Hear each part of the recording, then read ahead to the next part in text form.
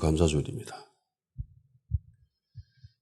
추수라고 하는 것은 뭔가를 추수한 걸 이야기하죠. 대부분 농사를 1년 동안 짓고 난 뒤에 추수하여 곡식에 저장하고 난 뒤에 그것을 감사하는 의미로 추수감사 주일로 이렇게 절기를 지킵니다. 인간이란 존재를 이 생명을 유지하기 위해서는 살아가는데 반드시 필요한 것들이 있습니다. 필수적인 세 가지 요소가 있죠. 의식주라고 하는, 그러니까 옷과 먹는 것과 집은 인간이 살아가는 데 있어서 가장 기본적인 요소들입니다. 그 중에 이 세 가지 요소 중에서 가장 중요한 것을 뽑으라면 당연히 먹는 거죠. 집이 없어도 살 수 있습니다. 노숙자들 집 없잖아요. 그래도 살아요. 옷이 없어도 살 수는 있습니다. 좀 힘들 수는 있지만은 뭐 살아가는데 그렇게 크게 지장이 있는 건 아니에요. 날씨만 조금 뒷받쳐 준다면. 그런데 이 먹는 것이 없으면은 인간은 살 수가 없습니다. 인간은 못 먹으면 죽어요. 집 없어도 살고 옷 없어도 살지만 못 먹으면 죽는 게 인간입니다. 그래서 인간이 자연으로부터 이런 에너지를 공급받기 위해서 취한 두 가지 방향이 있습니다. 하나는 동물로부터 에너지를 얻는 것이고 또 하나는 식물로 에너지를 얻는 것입니다. 동물을 먹기 위해서는 사냥을 해야 되겠죠. 그죠? 그리고 식물을 먹기 위해서는 채집을 했을 겁니다. 초기 인류는. 그러다가 이것이 발달하면서 동물을 먹기 위해서 이거 사냥만 할 필요 있겠나? 키우면 안 되겠나? 이러면서 목축을 하기 시작합니다. 목축으로 인해서 나오는 여러 가지 부가적인 수입도 있고, 그래서 목축을 했고, 그리고 식물을 먹기 위해서 재배하기 시작하죠. 씨를 가지고 와서 땅에 뿌려서 잡초 제거하고 경작하여서 이렇게 농사를 짓게 됩니다.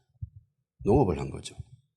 그러면은 인간에게 있어서 이 목축과 농업 중에 무엇이 더 중요할까요? 고기 먹는 게 더 중요할까요?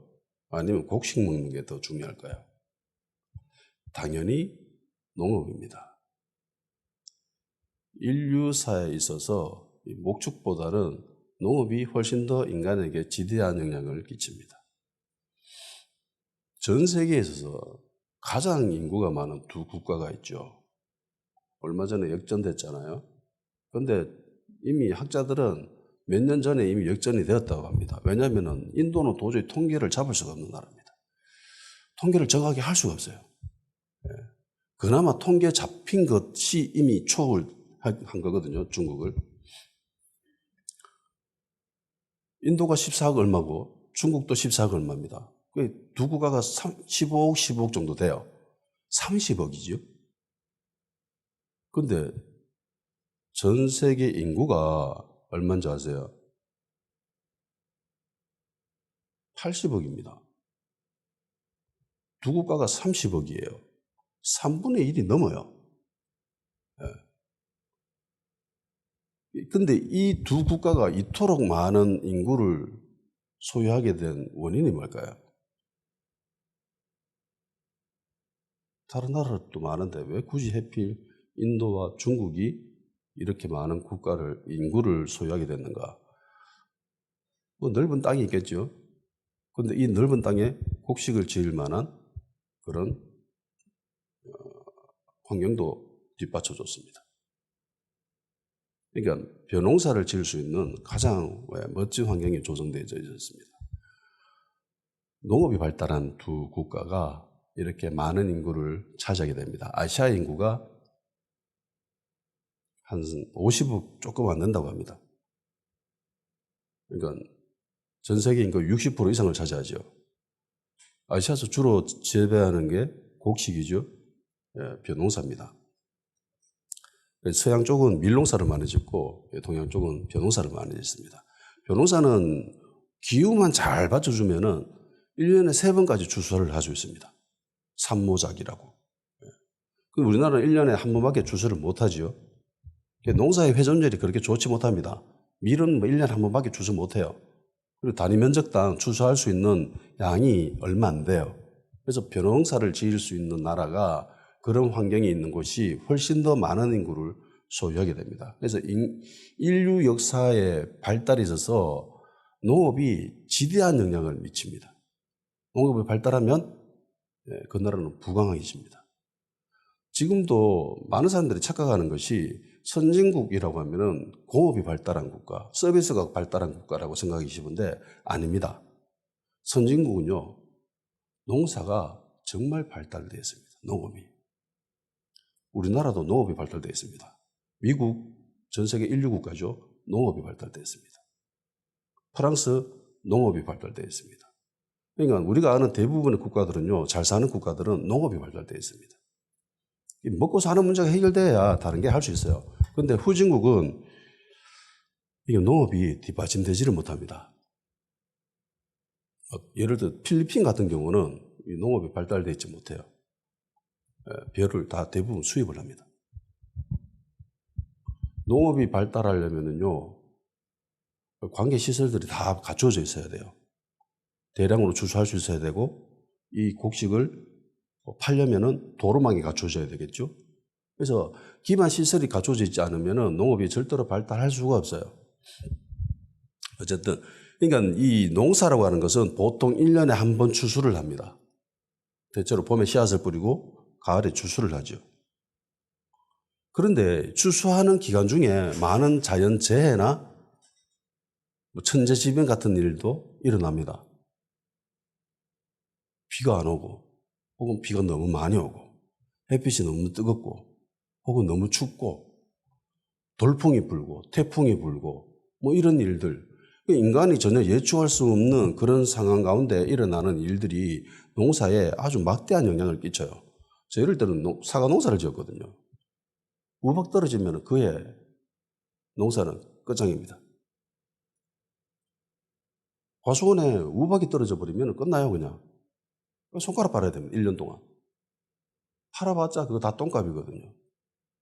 그래서 농사 짓는 사람에게 있어서 이 기후, 날씨, 이거는 굉장히 신경 쓰이는 거예요. 그래서 농사꾼들은 비 많이 오면 밭에 나가가지고, 논밭에 나가가지고 물 빼야 되고, 물 안 오면 가서 또 물 대야주고, 이런 일들을 끊임없이 해야 됩니다. 근데 이게 인간의 힘으로, 인간의 능력으로 어떻게 컨트롤할 수 있는 부분이 아니잖아요? 비 오고 안 오고 이거 우리가 할 수 있습니까? 내가 힘 좀 세지면 비 더 많이 오게 할 수 있어요? 안 되잖아요. 이건 철저히 인간의 능력, 인간의 영역을 벗어난 곳에서 일어나는 일이에요. 그러니까 고대 세계에 있는 사람들은 과학적이고 합리적인 사고를 할 수 없습니다. 그런 사람들에게 있어서 이런 현상들은 누구의 영역이라고 생각하겠습니까? 당연히 신의 영역이라고 생각하겠죠. 그래서 농사를 짓는 가운데 일어나는 이런 일들을 신적인 존재에게 의뢰를 합니다. 그래서 우리나라만 하더라도 몇십 년 전에는 매년 풍년이라는 거에 이게 쉽지 않았어요. 요즘은 기술이 발달해가지고 매해 농사를 지면 풍년이죠. 요즘 뉴스에 올해 농사가 풍년이 됐습니다라고 뉴스 하는 거 봤어요? 없습니다. 근데 제 어릴 때는 뉴스에 그거를 방송했어요. 올해 농사가 풍년입니다라고. 왜요? 풍년이 아닐 때도 있거든. 풍년이 안 들고 흉년이 들면은 사람들이 1년 먹고 사는 게 정말 힘들어져요. 그래서 오죽해서 우리나라 옛날 보릿고개라는 말도 있었잖아요. 너무너무 먹고 살기 힘들어가지고 추수할 거에 없어가지고 그렇게 힘든 상황, 그런 상황 가운데에 추수를 하게 되었고요. 많은 것을 추수하게 됐습니다. 그럼 기분이 좋겠지요. 당연히 이렇게 한 해 추수를 잘 마무리하게 된 그런 존재에게, 신적인 존재에게, 초월적인 존재에게 감사를 할 수밖에 없습니다. 우리나라 추석이 대표적인 그런 의식이죠.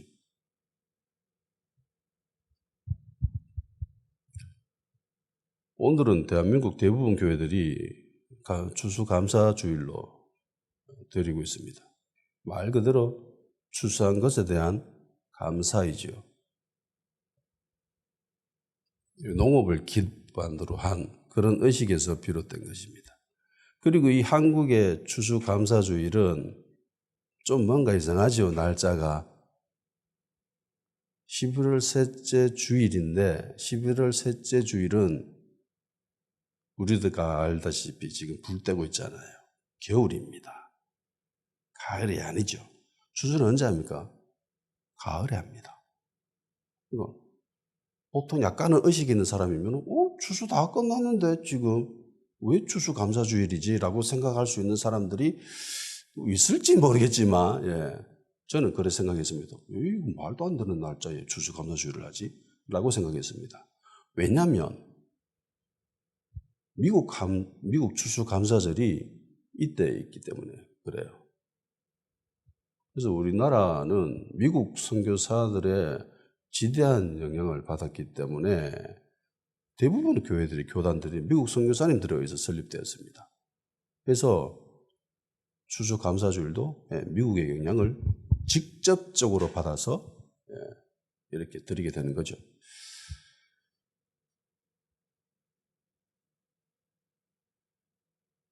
그러면 추수감사절이 생기게 된 이유에 대해서 간략하게 한번 설명해 드리도록 하겠습니다. 대부분 많이 들어봤기 때문에 역사적인 근거를 좀 더 파헤쳐서 나름 저변하게 한번 풀어보도록 하겠습니다. 유럽 대륙에서 종교개혁이 일어나죠. 그죠? 독일의 루터, 스위스의 칼뱅, 이 두 사람이 주도적으로 종교개혁이 일어납니다. 그리고 영국도 영향을 받아서 종교개혁 비스무리한 걸 하게 됩니다. 그래서 루터가 세운 거는 루터교라고 우리가 알고 있고, 그리고 칼뱅이 세운 종교를, 교단을 장로교, 우리가 지금 있는 이 장로교. 그럼 영국의 개신교는 뭐예요? 대표하는 성공회입니다. 영국 국교회.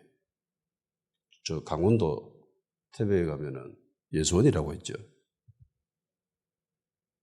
그 예수원 세운 사람이 미국의 대천덕 신부라는 사람입니다. 근데 그 예수원에 개신교가 많이 갑니까? 아니면 성당 다니는 천주교인들이 갑니까? 천주교인은 안 갑니다. 거기에 거의 대부분이 개신교도들입니다. 뭐 일부 구경하러 가는 불신자들도 있지만 신부잖아요. 제가 신부라고 이야기했습니다. 그러니까 성공회는 신부의 호칭을 합니다. 그럼 신부는 결혼하면 안 되잖아요. 근데 신부는 결혼을 합니다. 지금 그 대표하는 사람이 그분의 아들입니다.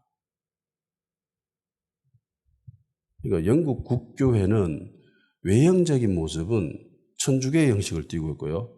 그 내용은, 알맹이는 개신교의 영향을 받았습니다. 그러니까 개신교와 천주교의 딱 중간에 있는 그런 모습이에요. 그러니까 예배 드리는 것이 천주교 미사 드리는 것과 유사합니다. 의식을 굉장히 중요하고 신부 복장이 있고. 유럽에서 종교개혁이 일어나는데 영국에서는 영국 국교회가 생깁니다. 그런데 이 영국 국교회가 생기게 된 이유가 굉장히 웃깁니다. 왜 생기냐면 헨리 8세에 의해서 영국 국교회가 생겨요. 왜 헨리 8세 영국 국왕이 이 국교회를 세웠냐면은 자기 형이 있었습니다.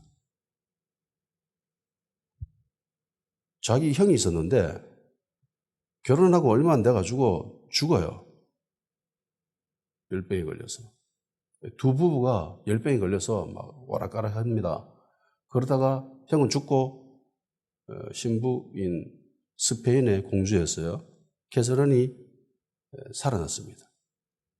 그래서 이제 둘째인 헨리 8세가 왕이 되는 거죠.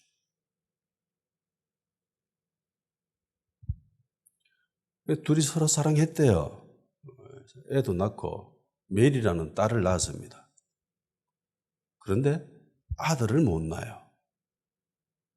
영국 당시 튜터 왕조라고 하는 왕조가 잉글랜드를 이끌고 있었는데 헨리 8세의 꿈은 자기 후손입니다. 아들을 낳아가지고 이 튜터 왕조를 길이 보존하는 게 자신의 엄청난 꿈이었습니다.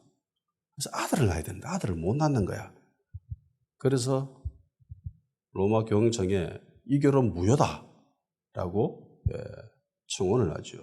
이 결혼 무효다. 그러니까 이혼하고 다시 결혼할래 허락해 주세요라고 편지를 보냈습니다. 근데 로마 카톨릭에서 결혼한 지 얼마 안 돼서 이 왕이 죽었기 때문에 이 여인은 스페인 공주는 처녀다라고 인정을 해줍니다. 그래서 결혼한 거거든요. 그런데 헨리 8세가 아들을 못 낳으니까 이 캐서린이 그래서 이혼하게 해달라라고 이렇게 요청을 합니다. 근데 이 요청을 로마 카톨릭이 묵살합니다. 안 들어줘요. 왜냐하면은 캐서린의 사촌 동생이 얘가 힘이 어마무지한 사람이었습니다. 신성 로마 제국 카를 5세였어요. 힘이 무지하게 센 카를 5세 그 눈치를 볼 수밖에 없기 때문에 안 된다 합니다. 스페인은 굉장히 이 로마 가톨릭의 든든한 후원자 역할을 하던 곳이었거든요. 그러니까 이 소리를 들으니까 헨리 8세가 그래 뭐 독일도 갈라지고 스위스도 갈라지고 뭐 우리라고 못 갈라질 이유가 있냐 이러면서 영국 국교회를 그래서 만든 거예요. 자기가 대빵이니까 이제 마음대로 이혼할 수 있겠죠. 그래서 궁녀인 앤 불린과 결혼을 하게 됩니다. 근데 이 앤 불린하고 둘이 서로 사랑해가지고 신분 차이도 극복해가지고 결혼을 했는데 역시 또 딸을 놓습니다. 엘리자베스라고.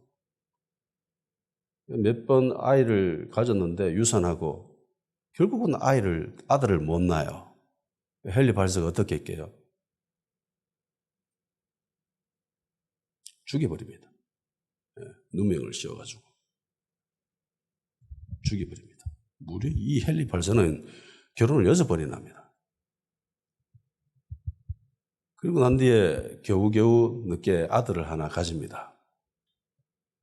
그런데 이 아들이 태어날 때부터 몸이 좀 안 좋아요. 그래서 왕이 죽고 통치한 지 얼마 안 돼가지고 나이 17세에 16세에 병들어 죽어버립니다. 에드워드 6세가. 그러니까 헨리 8세로부터 태어난 아이가 아들 하나, 딸 둘이잖아요. 첫째 딸이 메리입니다.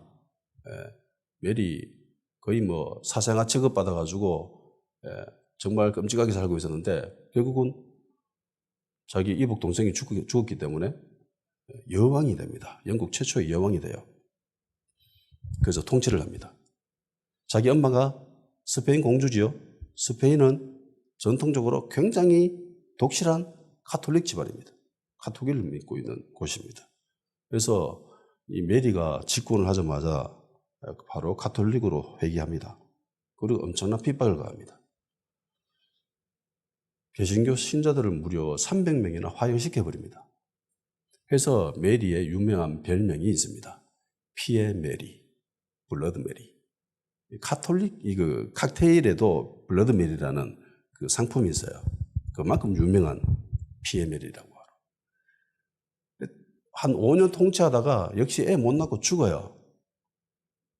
그러니까 그 다음에 인물이 둘째 부인, 궁녀로부터 낳은 딸 엘리자베스.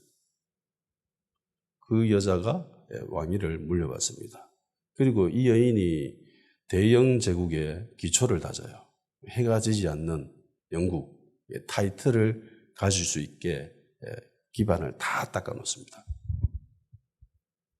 정말 오랜 기간, 몇십 년 동안 통치 기간이 엄청나게 깁니다. 이 여자가. 평생 독신으로 살아요. 그리고 이 여인을 끝으로 튜터 왕조는 막을 내리게 되죠. 그리고 난 뒤에 누가 왕이 될 거냐 이렇게 막 수습원해 보니까 헨리 7세, 헨리 8세의 아버지인 헨리 7세가 낳은 장녀가 있었습니다. 스코틀랜드로 시집 갔거든요. 스코틀랜드 국왕에. 그 후손이 스코틀랜드에서 통치하고 있었습니다. 제임스 6세라고. 제가 잉글랜드 차기 국왕이다. 이러면서 그때까지 스코틀랜드하고 영국하고 치고받고 막 죽으라고 싸우고 있다가 이제 이 제임스 6세가 잉글랜드 왕이 됩니다. 그러면서 제임스 1세가 돼요. 그래서 스코틀랜드와 잉글랜드를 같이 통치하게 됩니다. 영국 북쪽에 있는 곳이 스코틀랜드예요. 영국 잉글랜드 서쪽에 있는 것이 웨일즈고. 그래서 우리가 성경에 보면은 킹 제임스 성경이라고 있죠. 그게 그 제임스 왕입니다. 이 제임스 왕. 그러니까 스코틀랜드는 장로교입니다. 우리가 지금 대부분 교회들이 장로교잖아요. 이 장로교의 정치 체계를 다 닦은 곳이 스코틀랜드 지역이에요.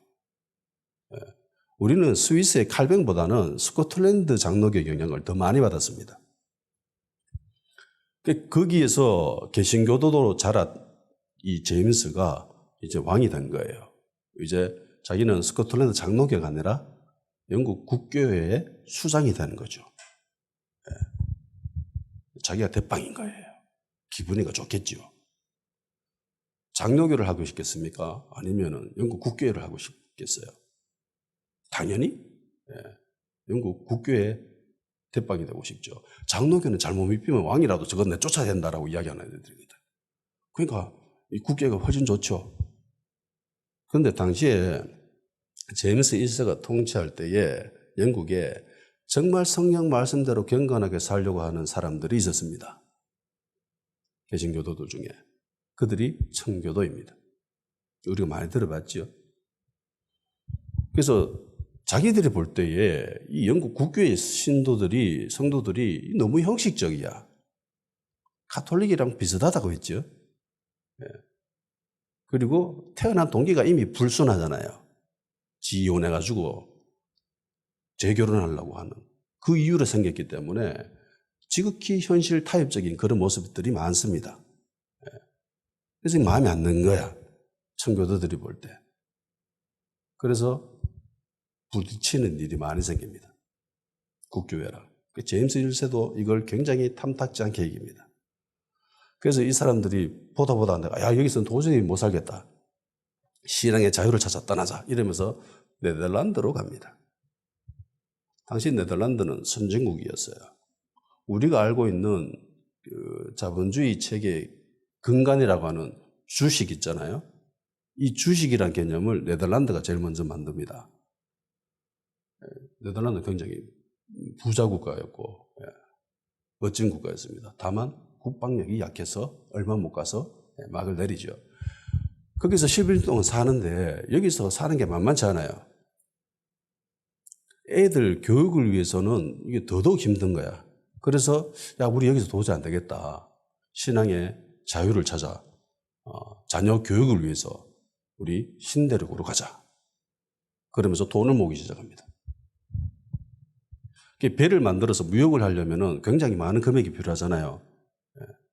그래서 조금씩 돈을 모으고 갔다 무역 한번 차고 봤다 오면 얼마 줄게 이러면서 주식이란 개념이 그렇게 생긴 거예요. 네덜란드가 배가 굉장히 유명했습니다. 무역으로. 그래서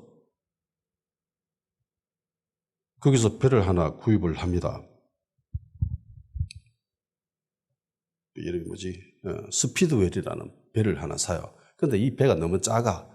그래 안 되겠다. 좀 더 큰 배를 사자. 이러면서 구입한 배가 메이플라워. 목사님 때 많이 들어봤잖아요. 메이플라워. 이 배를 삽니다. 이것도 작은 배지만은 그래도 이걸 구입을 해서 신대륙을 떠납니다. 물도 부족하고 양식도 없고 가는 도중에 한 명이 죽고 그리고 다행스럽게 또 한 명이 태어나서 똑같은 인원이 신대륙에 도착을 합니다. 근데 도착해 보니까 살기가 만만치 않아요. 굉장히 힘들어요. 추운 겨울에 도착했거든요.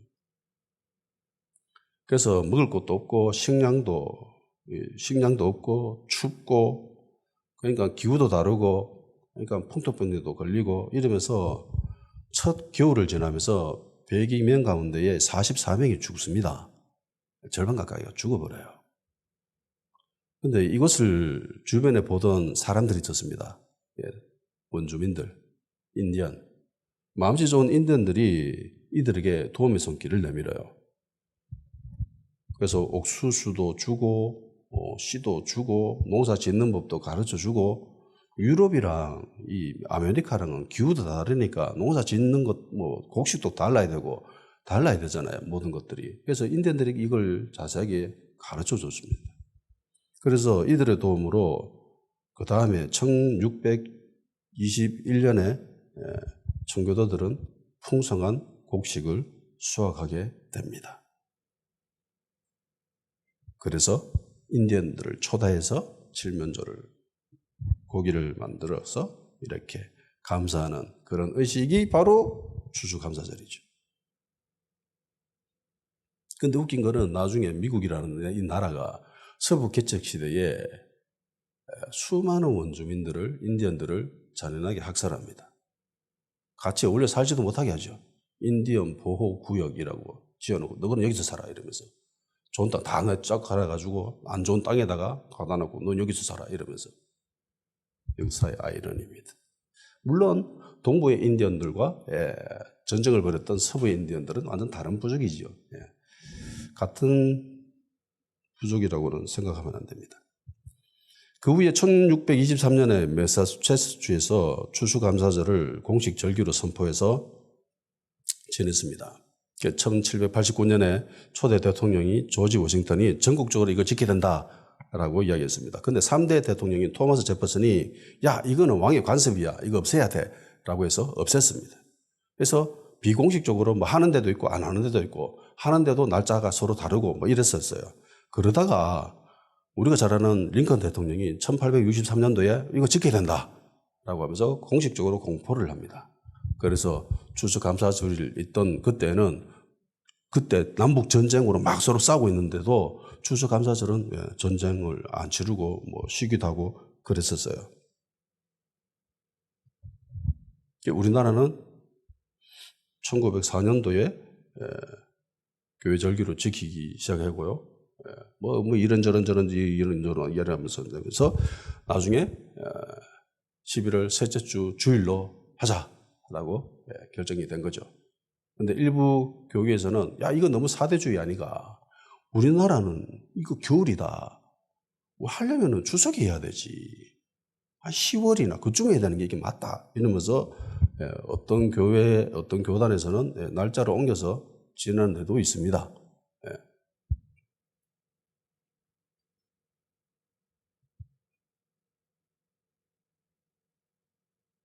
추수감사주의는 미국의 영향을 받은 게 맞죠. 그리고 성경적인 근거는 구약의 절기들 중에 있습니다. 초막절, 수장절, 장막절이라고 불리는 이 절기죠. 보통 초막절로 많이 이야기를 합니다. 근데 이 절기는 추수한 것을 모두 거둬들인 후에 창고에 집어넣고 그리고 드리는 절기죠. 그래서 추수감사주일과 유사합니다. 신명기 16장 13절에서 15절 너희 타작마당과 포도주 틀에 소출을 거둬들인 후에 이래 동안 초막절을 지킬 것이요 절기를 지킬 때는 너와 내 자녀와 노비와 내 성중에 거주하는 레위인과 객과 고아와 과부와 함께 즐거워하되 내 하나님 여호와께서 택하신 곳에서 너는 이래 동안 내 하나님 여호와 앞에서 절기를 지키고 내 하나님 여호와께서 내 모든 소출과 내 손으로 행한 모든 일에 복 주실 것이니 너는 온전히 즐거워할지니라. 모두 거둬들인 후에 초막절에서 지키는 절기입니다. 초막절을 수장절이라고도 하는데 이 수장이라고 하는 의미가 물에 잠가온다는 뜻이 아니라 곡식을 저장한다, 거두어 들여서 저장한다라는 뜻입니다. 그래서 수장절이라고 해요. 추수절기 맞죠? 그리고 그것을 온전히 기뻐하고 즐거워하라, 감사하라. 추수감사가 맞습니다. 장막절 또는 초막절이라고 불리는 이 절기는 장막에서 혹은 초막에서 7일 동안 생활해야 되기 때문에 붙여진 이름입니다. 집이 있겠지요, 당연히. 집이 있지만 추수감사절기에는 그 시즌에는 집 나와가 초막 지어놓고 그래 살아라고 하는 거예요. 자, 편안한 안락한 따뜻한 보금자리인 집을 떠납니다. 모든 것이 구비되어져 있는 그 멋진 환경인 집에서 떠나서 초막에서 생활해야 됩니다. 기분이 어떨 것 같아요? 처음에는 꽤 재미있을 것 같아요. 우리 캠핑 가라 이러면서 캠핑 가자 이러면 먹을 거는 많잖아요. 대신에 먹지 말라고 한 건 없거든요. 오히려 불러가지고 성중에 있는 모든 사람들이 먹고 마시고 즐거워하는 것이 이 절기거든요. 먹을 건 넘쳐요. 근데 초막에서 살아야 됩니다. 7일 동안. 하루 이틀이면 꽤 괜찮을 것 같아요. 하루 이틀 3일은 재밌다 즐겁다 이러면서. 근데 요즘 되면 날씨가 꽤 쌀쌀하거든요. 밤 되면 추워요. 바람 들어오고 비 내리면 초막이니까 비 맞아야 되잖아요. 예전에 예전 옆에 삼수령이라는 곳에서 텐트를 치고 하루 보냈던 적이 있습니다. 그럼 예수원에서 하는 집회가 있다 해서 애들 다 데리고 텐트 치고 하루를 지냈습니다. 재미났던 기억이 있어요. 하루 자고 왔거든요. 근데 잘 때 정말 힘들었어요. 왜냐하면 산이 있으니까 이게 평평한 지대가 별로 없어요. 평평한 지역은 이미 다른 사람들이 다 차지하고 있어가지고 대부분이 경사지에 있는 곳이었습니다. 텐트를 쳐서 누우니까 이게 텐트가 미끄럽잖아요. 옷도 있고 이러니까 누우면 쭈르르 미끄러져 가요. 그래서 정말 힘들게 잤던 기억이 있습니다. 애들은 그런 기억이 있겠지요. 저는 힘들었습니다. 계속 미끄러지고 잠자리가 굉장히 불편했어요. 근데 이거를 7일 동안 하라고 하면 정말 힘들었을 겁니다.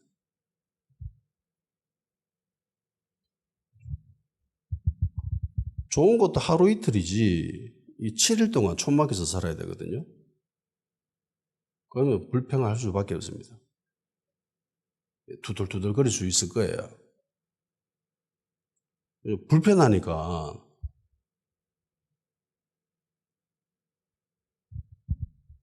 모든 것이 풍족하고 부족할 곳이 없는 그런 상황입니다.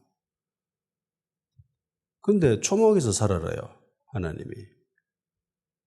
불편하고 초라한 그런 초막에서. 초막이란 말 그대로 풀로 지은 장막이죠. 풀로 지은 텐트예요. 풀로 지어놨으니까 그게 얼마나 허술하겠어요. 그래서 하나님이 출애굽 때를 기억하래요. 너희들 출애굽할 때 너희들 이래 살았어. 초막에서 살았어. 그러니까 너희들 초막 짓고 이래 살아야 돼. 그리고 초막을 세울 때는 일정한 규칙이 있습니다. 이게 딱 누워서 하늘을 봤을 때에 별 3개 이상 볼 수 있을 만큼 지어래요. 누워서 천장을 봤는데, 하늘을 봤는데 별 3개 이상 보여야 된대요. 그러면 촘촘히 지으라는 거예요? 아니면 대충 지으라는 거예요? 대충 지으라는 거죠. 비 오면 비를 맞을 수 없을 만큼 그렇게 정말 멋지게 지으라는 거예요? 아니면 비 오면 그냥 쫄딱 맞으라는 소리입니까? 비 오면 그냥 쫄딱 맞으라는 거예요. 짓다 만 것처럼 지으라는 거예요. 왜요? 광야에서 그렇게 지었으니까. 그럼 광야에서 왜 이렇게 지었을까요? 정성들이 안 짓고 당연하죠. 내일 일하면 또 떠나야 되니까. 하나님의 구름 기둥이 가면은 가야 돼요. 멋지고 아름다고 이쁘게 장식해놓고 막 그거 꾸미고 이렇게 해놨다 나중에 눈 떴는데 벌써 가요? 방금 내가 싹 빠지게 고생해가지고 정말 멋지게 지어놨는데 그렇게 할 필요가 있어요, 없어요? 전혀 없습니다. 하나님이 가자 이러면 가야 돼요. 그러니까 초막은 미련이 절대로 들 수 없게끔 허술하게 만들어야 돼요. 대충 만들어야 돼요. 그냥 막 지어놔야 되는 겁니다. 그게 초막이에요. 야, 니 왜 이렇게 초막을 허술하게 지었어? 막 짓담한 것처럼 지었어. 그게 정답입니다. 왜? 내일 떠나야 되니까. 잘 만들면 안 돼요. 꼼꼼하게 지으면 안 됩니다. 광야에서는 그냥 대충 지어놓고 그래 살았습니다. 내일 일나면 또 움직여야 되니까. 떠나야 되니까. 다시는 그 초막에서 살 이유가 있어요, 없어요? 없습니다. 다시는 여기 안 와요. 다시는 이 집에서 안 삽니다. 그 초막에서 안 살아요. 내일 구동기둥이 움직이면 과감히 포기하고 떠나야 됩니다. 언제 떠날지 모르는 상황에서 그 초막을 꾸미고 가꾸고 정성스레 만들 필요가 전혀 없는 거죠. 미련이 생길 만큼 잘 만들면 안 됩니다. 미련이라고 하면은 대표적인 인물이 있습니다. 롯의 처죠. 롯의 아내가 소돔에다가 멋진 집을 구입하고 거기에다가 막 살림장만하고 뭐 그래서 아주 멋지게 만들어 놨습니다. 원래 롯은 도시에 살면 안 되지요. 아브라함이 얘기하잖아. 네가 동쪽 가면 난 서로 가고 네가 서하면 나 동쪽으로 갈게. 뭐 때문에 이런 소리 합니까? 가축이 많아가. 가축이 많아가지고 너무 많으니까 한 곳에서 풀을 먹일 수 없다. 째지자. 직업이 목축입니다. 양 치는 사람이에요. 가축 치는 사람입니다. 그러면 집이 어디 있어야 돼요? 집이 뭐여야 됩니까? 집이 초원에 있어야 되지요. 장막이어야 되지요. 근데 지금 어디에다가 집을 마련해 놨습니까? 혹시 소돔, 당시 가장 살기 좋은 도시였던 그 소돔에다가 재산 다 처분했겠죠. 그러니까 약물 돌볼 필요가 없었겠지. 재산 다 처분에다가 거기다가 집 지어놓고 살고 있었던 거예요. 근데 이게 무너진대, 멸망한대. 아깝겠어요, 안 아깝겠어요, 이게? 정말 아깝죠. 야, 내가 저거 집 살라고 내가 아파트 청약을 몇 년 동안 부어가지고 그렇게 겨우 마련해놨는데 또 빈손으로 나가라고. 미련이 들겠습니까? 안 들겠습니까? 미련이 들지요. 발걸음을 떼기가 정말 힘듭니다. 아이고, 저 아까운 거. 이러면 뒤돌아봤습니다. 소금 기둥이 된 거죠. 잘 지어놓으면 미련이 들 수밖에 없어요. 초막이라도 거기 정말 잘 만들어 놓으면은 미련이 듭니다.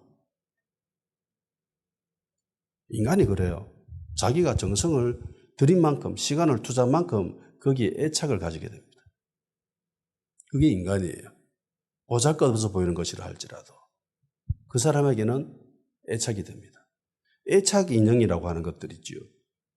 어른들이 볼 때는 뭐 저걸 갖고 저래? 라고 들 생각이 듭니다.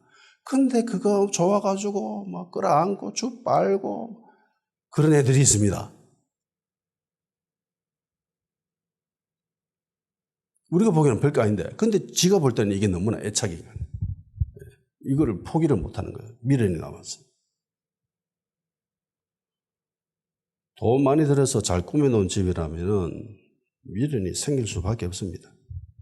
근데 대충 지어놓은 초막이라면 상황이 다르죠. 야, 이거 포기하고 가자 이러면 아, 이거 아까워서 못 떠나는데요 라고 할 인간들이 어디 있겠어요? 왜 가요? 이러면서 당연히 가죠. 왜?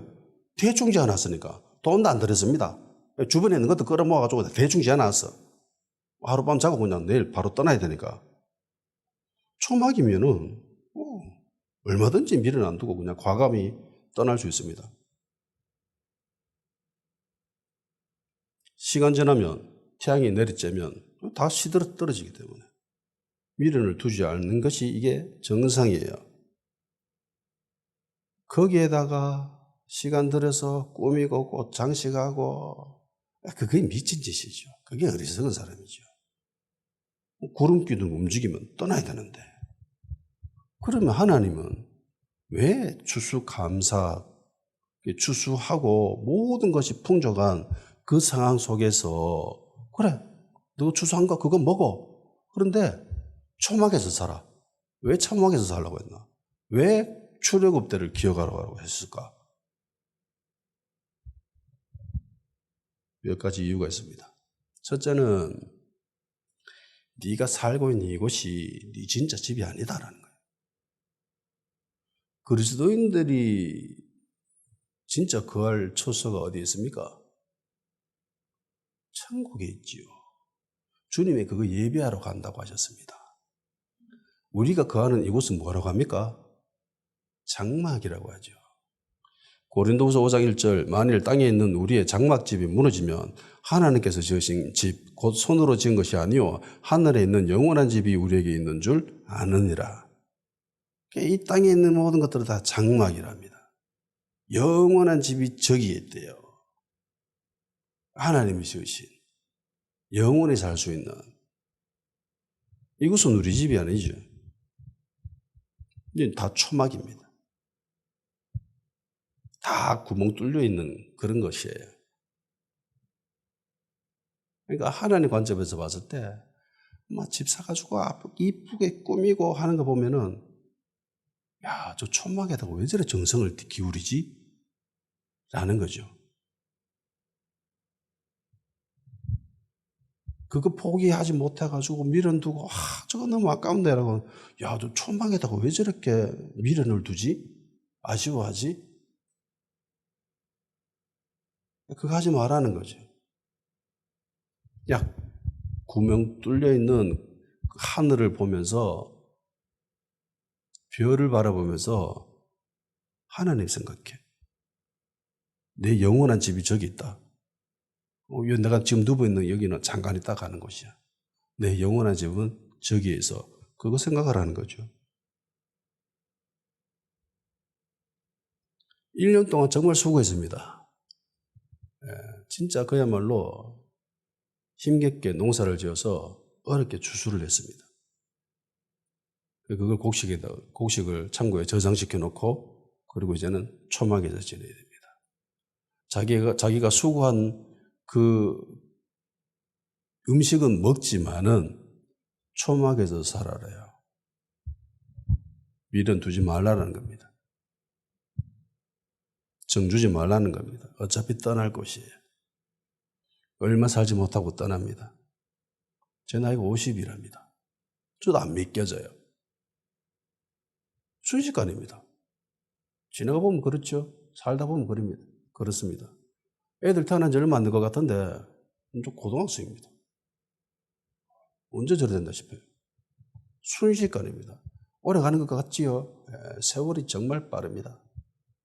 순식간에 지나가요. 근데 영원한 곳이 있습니다. 순식간 지나가는 여기에다가 정주지 말고 미련 두지 말고 초막 사이에 뚫려있는 그 하늘을 바라보면서 나의 영원한 집을 사모하고 예수님 생각하라는 거예요. 그리고 하나님이 출애굽 때를 기억하라고 하셨죠. 야, 너 출애굽할 때에 초막에서 살았어. 그러니까 우리 인생이 광야길입니다. 출애굽은 사단으로부터 벗어난 것을 상징하죠. 죄의 노예에서 자유인이 된 걸 상징하는 겁니다. 이제 가나안 땅, 우리 영원한 집에 들어가는 거잖아요. 그 과정 가운데 있다라는 거예요. 광야 생활을 할 때에 인간의 힘과 능력으로 먹을 것을 구한 적이 있습니까? 누구의 도움으로 그 광야 40년을 지났습니까? 하나님이죠. 먹을 것이 없었지만은 하나님께서 일용할 양식을 주셨습니다. 하나님 필요에 따라서 주신 거죠. 보살펴 주셨습니다. 내 힘과 능력으로 출애굽한 것이 아니지요. 내 힘과 능력으로 강야를 지낸 것도 아닙니다. 내 힘과 능력으로 먹을 것을 구한 것도 아닙니다. 다 하나님의 은혜죠. 자, 이 과정이 우리 인생과 똑같다라는 겁니다. 죄의 노예에서 벗어났습니다. 하나님의 자녀가 됐지요. 이제 영원한 천국을 바라보면서 달려갑니다. 살아갑니다. 믿음 생활합니다. 신앙생활합니다. 자, 이 과정 속에서 우리에게 많은 유익들, 축복들 누리죠. 그죠? 그건 내 힘과 능력을 한 겁니까?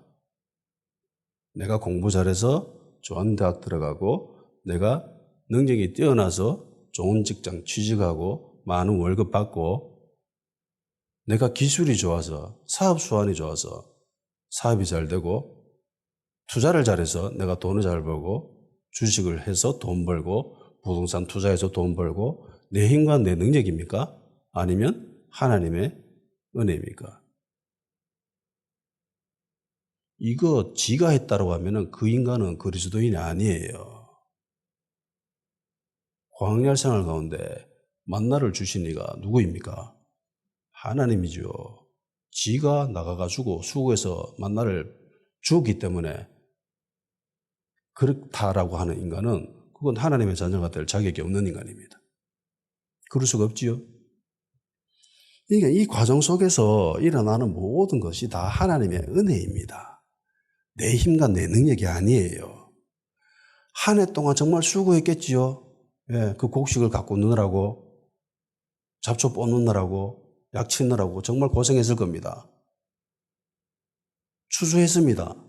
곡식을 저장했습니다. 창고에다가. 누구의 수고처럼 보입니까? 내가 한 것처럼 느껴지죠. 내 곡식 창고에 곡식이 많습니다. 기분이 어떨 것 같아요?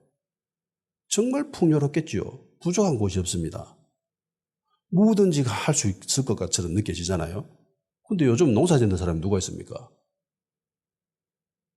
요즘 다 직장생활을 하거나 기업을 하거나 그렇게 경제활동을 합니다. 환원하면은요, 추수는 월급날 될 수도 있죠. 주식 투자해가지고 대박 냈습니다. 주식이 가지고 있는 주식이 10배, 100배 막 이렇게 뛰어버렸어요. 집을 사가지고 몇 번 이사했는데 갑자기 집값이 오르더니만 몇 배 뛰어버렸습니다. 가진 재산이 2억 정도 있었는데 몇 번 이사하다 보니까 몇십억이 됐어요. 통장에 금액이 잔뜩 쌓여있는 거 보면 기분이 어떨 것 같습니까? 정말 기분이 좋죠. 풍족하고 부족함이 없고 모자람이 없고 오죽하면 한가위 같아라고 하잖아요. 그만큼 부족할 것이 없는 그런 상황. 내가 모든 것을 한 것처럼 느껴질 수 있는 그런 상황. 내가 이제 모든 걸 할 수 있겠다 라고 할 수 있는 그런 상황 가운데에 하나님 초막하라고 합니다. 그리고 출애굽 생각하라고 하신 거죠. 통장에 돈 많으면은요, 당연히 그 통장에 정신 팔립니다. 이 돈으로 뭐 하지? 어디다 투자할까? 부동산 할까? 아니면 주식 할까? 아니면 펀드에 들어갈까? 어느 오만 생각 다 합니다. 그거 초막을 가꾸는 짓이에요. 그거 하지 말라는 거예요.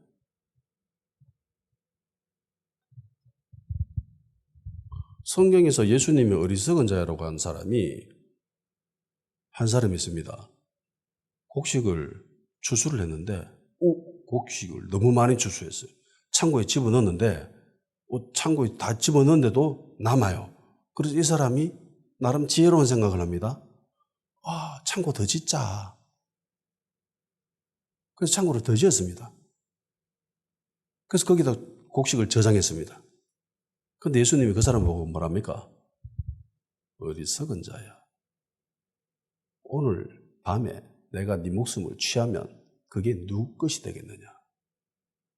이상하지요? 우리 인간의 눈으로 봤을 때는 그 굉장히 지혜롭고 탁월한 선택이었습니다. 그런데 하나님은 주님은 어리석다라고 이야기했습니다. 그러니까 그 곡식을 어떻게 해야 될까요? 흩뿌려야 됩니다. 자기가 가지고 있는 곡식 창고를 더 크게 키우는 게 아니라 남은 것을 가난한 사람들에게 줘야 되는 거죠. 구제해야 되는 거죠. 그래서 그 문맥에 나올 거 보면 구제에 관한 이야기를 하십니다. 주님이.